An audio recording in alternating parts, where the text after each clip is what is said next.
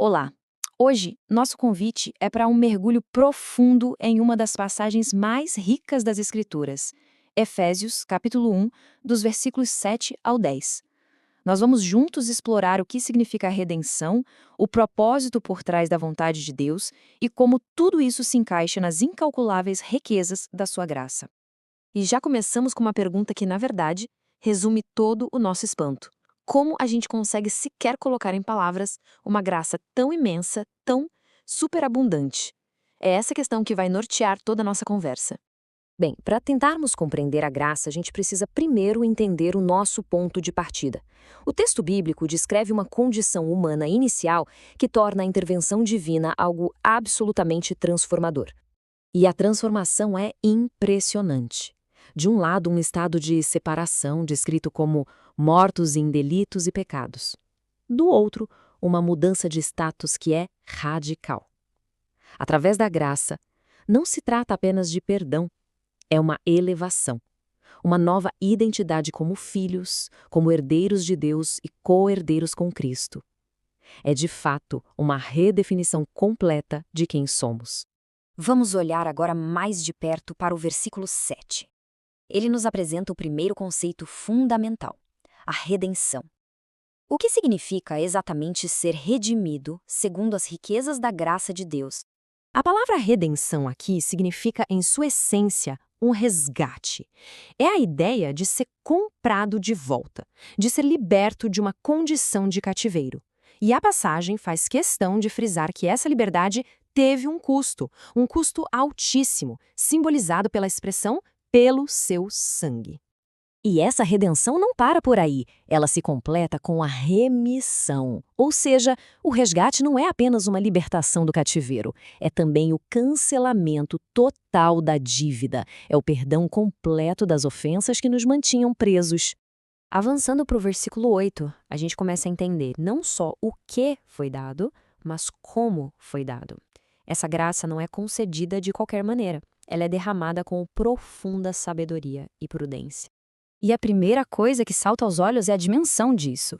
A fonte descreve essas riquezas da graça como um tesouro de proporções incalculáveis. A ideia aqui é de uma abundância que simplesmente transcende a nossa capacidade de medir ou de compreender totalmente. E notem os adjetivos usados para descrever essa graça.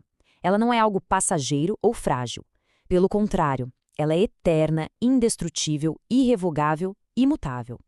Essa natureza permanente, essa constância, é parte central do que ela é. E a profundidade não para por aí. E chegando no versículo 9, a passagem nos revela mais uma camada.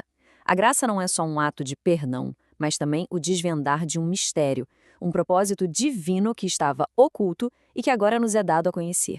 O que é fascinante aqui é a origem desse plano.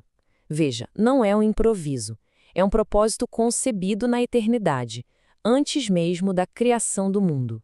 Ele é executado em Cristo e, finalmente, ele alcança e se concretiza na vida daqueles que creem, conectando o eterno ao nosso tempo. E tudo isso que vimos até agora, a redenção, a sabedoria, o mistério revelado, nos leva ao clímax da passagem, lá no versículo 10. É aqui que o escopo do plano de Deus se expande de uma forma grandiosa, revelando um objetivo final, de escala cósmica. Então, vamos organizar esse pensamento. O plano divino tem um propósito claro: unificar ou congregar todas as coisas em Cristo. O alcance dessa unificação é universal, abrangendo tudo, nos céus e na terra. E o tempo para que isso aconteça é um momento específico, um clímax da história, chamado de dispensação da plenitude dos tempos.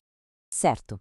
Depois de falar de algo tão grandioso, tão cósmico, qual é a implicação pessoal disso tudo? A análise agora volta do universal para o individual, focando no resultado eterno dessa graça na vida de quem crê.